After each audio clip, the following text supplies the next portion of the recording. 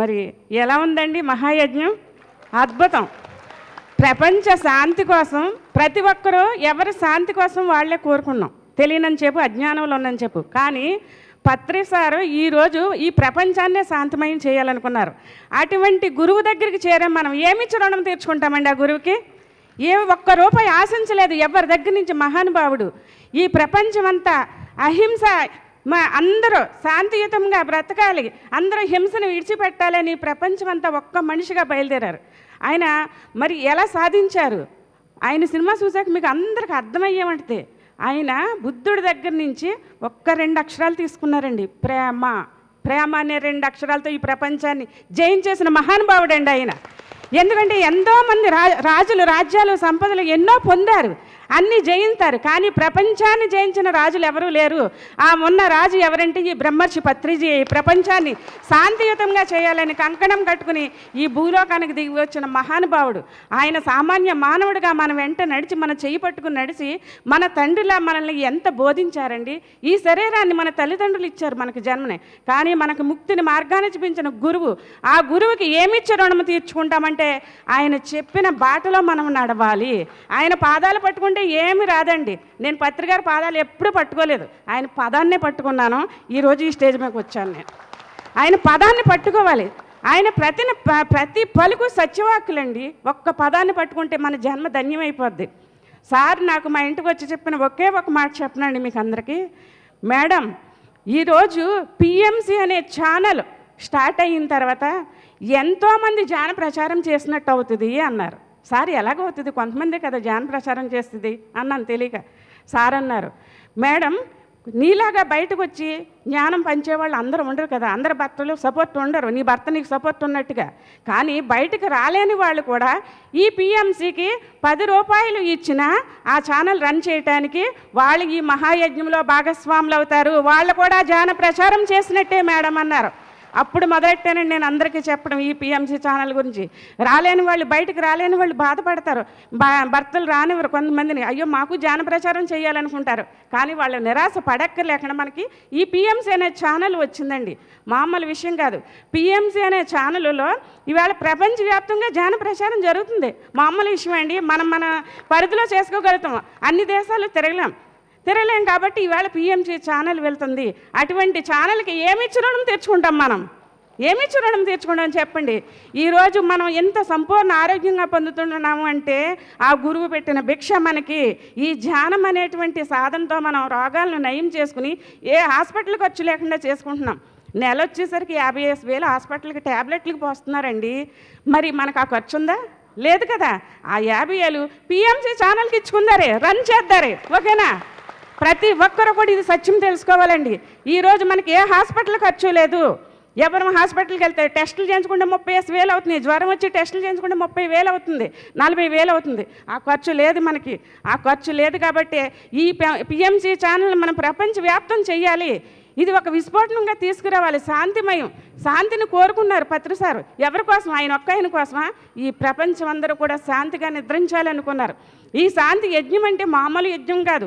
మనం అనేక యజ్ఞాలు చేస్తున్నాం ఈ భూమండలం పైన. కానీ ప్రపంచ జ్ఞానం కోసం శాంతి యజ్ఞం అని పెట్టింది పిఎంసి యజ్ఞం అండి. ఈరోజు 2వ యజ్ఞం. గత ఫస్ట్ యజ్ఞంలో సాక్షాత్ ఈ కలియుగ దైవం వెంకటేశ్వర స్వామి నాకు ఇచ్చిన మెసేజ్ చెప్తానండి. ఈరోజు ఆల్రెడీ యూట్యూబ్లో చూస్తుంటారు, సార్ వాళ్ళు పెట్టారు. మరి సభాముఖంగా చెప్తున్నాను. ఎందుకంటే ఈ యజ్ఞానికి ఫస్ట్ నేను వచ్చి ఇక్కడ ఈ హాల్లోకి వచ్చి వీళ్ళేంటి ప్రపంచమంతా పిలిచేశారు, ఇంత చిన్న హాల్ పెట్టారు, ఎక్కడ పడతారు జనం, ఎక్కడన్నా పెద్ద హాల్ తీసుకుని పెట్టకపోయారా అనుకుంటా కూర్చున్నానండి. ధ్యానంలో కూర్చుంటే ఆ కలియుగ దైవం ఆ నారాయణుడు వచ్చి నా ముందు నుంచి ఏమన్నాడో తెలుసండి?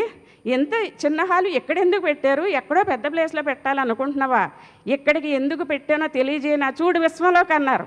విశ్వంలోకి చూస్తుంటే ఈ తిరుపతి క్షేత్రంలో మొత్తం పైనంతా ఒక విస్ఫోటనం, ఒక నల్లటి మేఘాల రూపంలో ఎంతో పొగ రూపంలో కనిపిస్తుంది నాకు. ఏంటి నా ఆశ్చర్యంగా చూస్తుంటే అప్పుడు ఆ కలియుగ దైవం అన్నారు, అదంతా ఒక నెగిటివ్ ఎనర్జీ.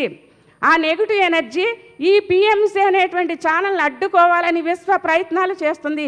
ఆ నెగిటివ్నంతా నేను తీసేసుకోవటానికే ఈ తిరుపతి కొండపైన నేను యజ్ఞం ఏర్పాటు చేశాను అన్నారు ఆ కలియుగ దైవం. అని ఆయన ఆ నారాయణ ఉన్నట్టు ఒక 5 పడగల సర్పంలాగా మారిపోయి అదంతా ఎనర్జీని ఆయన లోనికి లాగేసుకుంటున్నారు, కంఠంలోకి లాగేసుకుంటున్నారు. ఇంత ఉందా మహానుభావ అనుకుని నమస్కారం చేసుకున్నాను. ధ్యానంలోంచి లేచిన తర్వాత నేను ఈ మెసేజ్ని బాలకృష్ణ సార్ కూడా చెప్పాను. స్టేజ్ మీద చెప్పాలనుకుంటే అవకాశం కుదరలేదు. చాలా సంతోషం తల్లి అన్నారు బాలకృష్ణ సార్. మర్నాడు ఉదయం నేను చెప్పలేకపోయిన స్టేజ్ మీద ఈ మెసేజ్ ఎలాగనుకుంటే ఇదే మెసేజ్ ఇంకో మాస్టర్కి వచ్చి ఆయన స్టేజ్ మీద చెప్పారండి. నాకు వచ్చిన మెసేజే కలియుగ దైవం వెంకటేశ్వర స్వామి ఆయనకు కూడా చూపించి ఆయన అన్నారు, సాక్షాత్ ఆ కలియుగ దైవమే ఒక సర్పం రూపంలో ఈ తిరుపతి కొండపైన ప్రొటెక్షన్ ఇస్తున్నారు, ఆ నెగిటివ్ ఎనర్జీ అంతా ఆయన లాగేసుకుంటున్నారు అని ఆ మాస్టర్ చెప్తే నాకు చాలా హ్యాపీ అనిపించింది. అంటే ఎవరొకళ్ళ ద్వారా ఈ మెసేజ్ అందటమే కావాలి.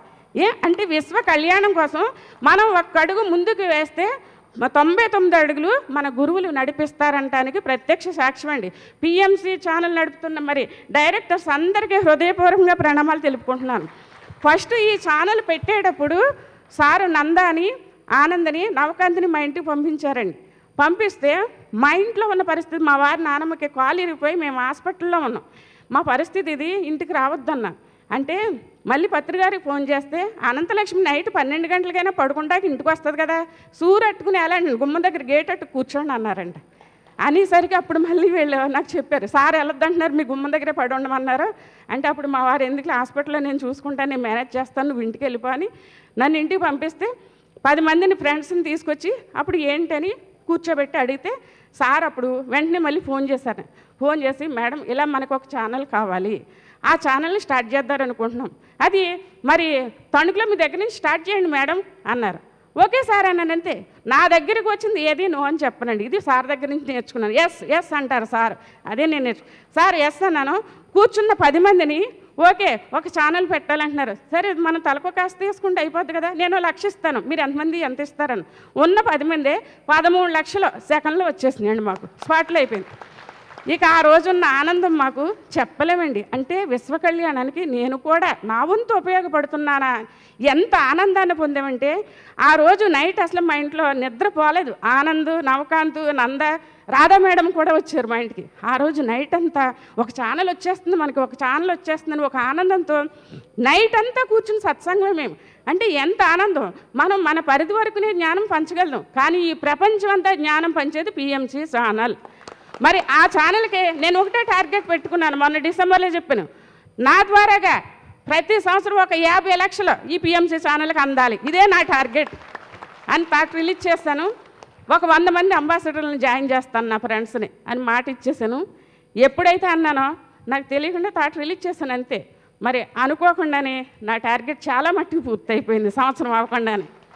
అంటే మనం ఆలోచన చేయటమే ఆలస్యం, విశ్వం నుంచి మనకు ప్రతి నిమిషం సహకారం అందిస్తుంది. అవుతుందా లేదని భయపడక్కర్లేదు ఎవరు.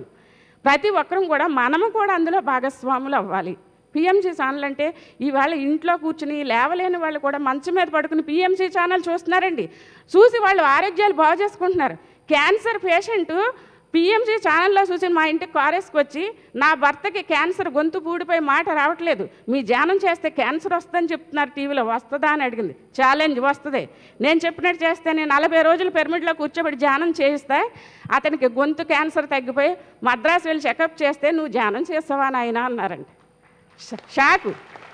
క్యాన్సర్ నామరూపాలు లేకుండా పోయింది. 41 రోజు ధ్యానం చేసి ఆయనకు మాట వచ్చేసింది. వాళ్ళు మా ఇంటికి వచ్చి నా పాదాలమై పడి నీకు ఏమి ఇచ్చి రుణం తీర్చుకోవాలన్నారు.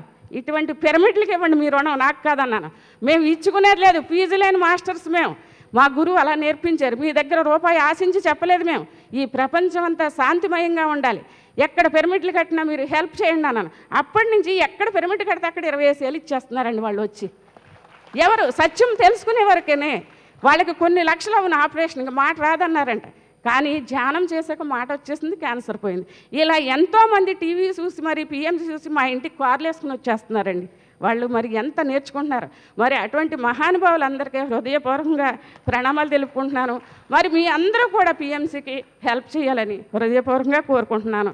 నేను ఇంత వర్క్ చేస్తున్నానంటే నా భర్త రాంబాబు గారు ఫుల్ సపోర్ట్ అండి. గట్టిగా చెప్పాలి కొడదాం రాంబాబు గారికి. ఏం లేదు, ఎందుకంటే నువ్వు ఇంట్లో వంట చేయకపోయినా పర్వాలేదు, నాకు భోజనం పెట్టకపోయినా పర్లేదు, ఫ్రూట్స్ తినేసి ఉంటాను, ధ్యానం క్లాస్ చెప్పురా, అక్కడ ఇక్కడ ఎక్కడ అనలేదు, ఏ రాష్ట్రమైనా వెళ్ళిపోంటున్నారు, ఎవరో ఒకళ్ళు ఫ్రెండ్స్ నుంచి పంపించేస్తున్నారు. ఏమిచ్చి రుణం తీర్చుకుంటాను ఆయనకి? ఒక భార్యగా వచ్చాను, కానీ మా జన్మ పర్పస్ వేరు వచ్చింది, ఇద్దరికీ తెలిసిపోయింది కాబట్టి పిరమిడ్లు కట్టడానికి భూమి మీదకి జన్మ తీసుకొచ్చాం మేమిద్దరం. అది ఇద్దరం చూసేసుకున్నాం. ఈ జన్మ ప్రణాళిక అది కాబట్టి ఇద్దరం సంపూర్ణంగా చేసుకుంటున్నాం. ఆయన ఫుల్ సపోర్ట్ అనమాట. నువ్వు ఏమీ చేయక్కర్లేదు నాకు అంట. పత్రిసారి నాకు 2014లో మా ఇంటికి వచ్చి ఒకసారి అన్నారండి, మేడం నీకు రాబోయే కాలంలో వంట పెంట ఉండదు అన్నారు. ఇదేంటి వంట పెంట ఉండదా, వంట చేసుకోకుండా ఎలా తింటాం అనుకున్నా. అప్పుడు నాకు ఇప్పుడు అర్థమవుతుంది, వంట చేస్తేనే కదా కిచెన్లో పెంట అయ్యేది, లేకపోతే అవదు నీట్గా ఉంటుంది కిచెను. ఇప్పుడు నాకు ఇంట్లో ఉండటానికే ఖాళీ ఉండలేదు. నెలకి 28 రోజులు దేశం మీదే తిరుగుతున్నాను. నాకు ఇంకేముంటుంది, వైభోగం. ఎక్కడికి వెళ్ళినా పంచపక్ష పరమాన్నాలు ప్లేట్లో భోజనం పెట్టేస్తున్నారు, వైభోగం కింద ఉంది. అంతే కదండి. పిరమిడ్ మాస్టర్ అంటే రాబోయే కాలం వైభోగం అన్నారు పత్రిసార్. ఆ వైభోగం ప్రత్యక్షంగా నేను పొందుతున్నాను. అటువంటి గురువుకి ఏమిచ్చి రుణం తీర్చుకుంటాం? అటువంటి గురువుకి నేను ఆ శ్వాస ఉన్నంత వరకు ఆయన చెప్పిన బాటలో నడుస్తూ మరి ప్రతి క్షణం ఆయనకి కృతజ్ఞురాలని ఉంటానని హృదయపూర్వకంగా కోరుకుంటున్నాను. Thank you master. ఒకసారి గట్టిగా చప్పట్లు కొడదాం అనంతలక్ష్మి మేడంకి, గట్టిగా.